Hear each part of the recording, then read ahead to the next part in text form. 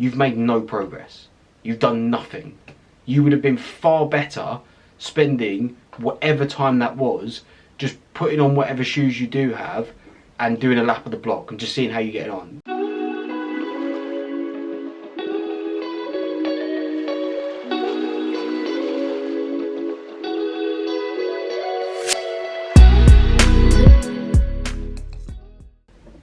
Hi guys, how are we? For those of you new here, I'm a psychology student trained to be a therapist, so on this channel we talk about positivity, mindset, well-being, mental health and all things like that. So if that sounds of interest, stick around. Nobody wants a trophy for things they're going to do. Guys, we all know that person that has a new business idea every week, a guy with all the ideas, new career idea, new this, new that, he's going to do this, he's going to do that, he's seen this thing, he's seen whatever, and he's going to have a crack at it.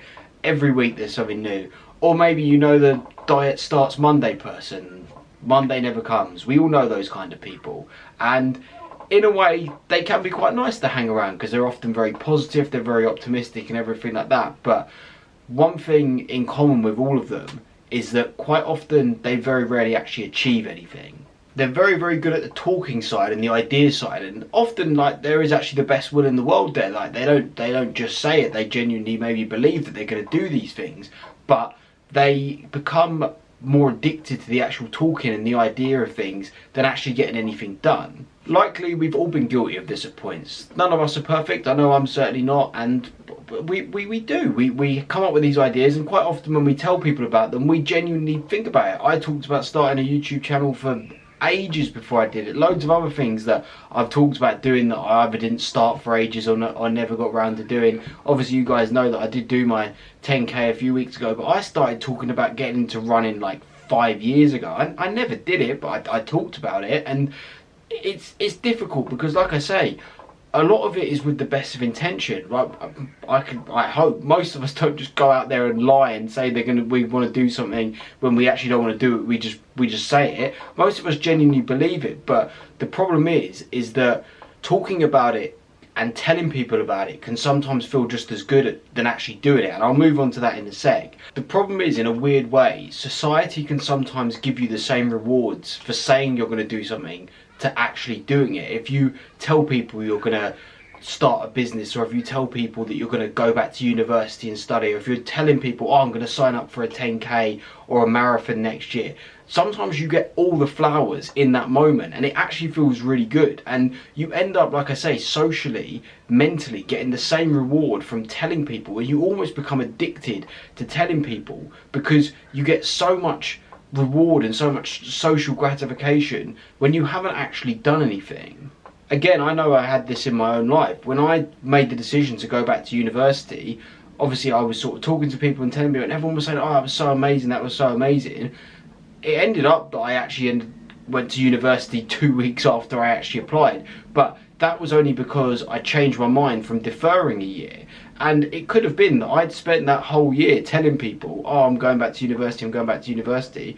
I might never have gone. We don't know what would have happened in that year. And how ridiculous would I have looked if all that had happened and I hadn't actually got anything done. But this is what happens. And like I said, we've all met that person where they'll talk to you for a whole like hour about this thing they're going to do. You'll catch up with them a few weeks later and be like, oh, how's that thing going, by the way? And they'll be like, oh, I'm not doing that anymore. Oh, I haven't got around to that yet. And again, I'm not shitting on anyone. Like I've completely done this, and part of this has come up because of something I've had recently with someone where I genuinely did start doing something and just fell off doing it, and they asked me about it, and I was actually quite embarrassed. I was like, oh, do you know what, I've actually kind of let that go a little bit. And it's not because I didn't want to do it or because I gave up or anything like that, just other things took over. But the problem is I've started telling people that I'm doing it now, and I have told people I'm doing it, and you end up actually demotivating yourself, because when someone says, oh, how's it going and stuff like that, you're sort of like, you feel even worse. You almost just want to just pretend that you never even said you were going to do it. Going back to the reward thing and the social gratification, Jocko Willink talks about this, where I think he was talking about running as an example, and he was sort of saying someone decides they're gonna run a marathon or they're gonna run a 10k, and they go online and they find a 10k route. Cool. They YouTube video all the stretches that runners need to do to warm themselves up.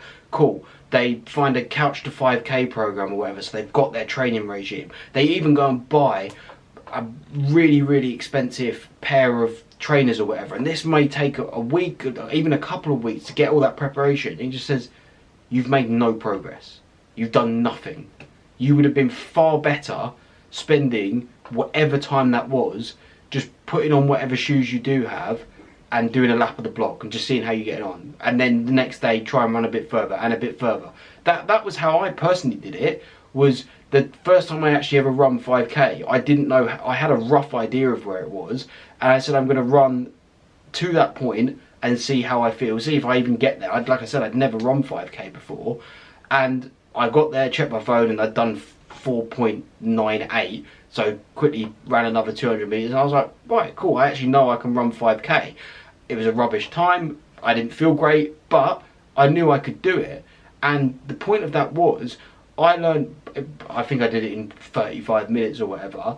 I learned more in that 35 minutes than I could have done from a whole week or month or whatever of watching YouTube videos on running or stretches or getting new trainers and everything like that. And the trainers that I ran for the first sort of 6 weeks in basically were awful. Like it was a miracle I didn't actually hurt myself. And then for the actual 10k, I went and got my running trainers. But again, talking about my 10k, I've been telling people about it for absolutely ages. I think I signed up to it sort of at the start of summer, so it'd been like a good 3 months that I was telling people I was going to do it, and I told people about it before I even signed up to it. And like, it was all well and good, and obviously it was a bad example really, because it was a charity thing. I needed to tell people about it so people could donate. But like, what if something had happened and I didn't do it? What if it got to a week before and I was like, oh, I can't do this? Or if I pulled a hamstring or something like that, I couldn't do it. Like, I'd have ended up being really embarrassed and feeling ridiculous.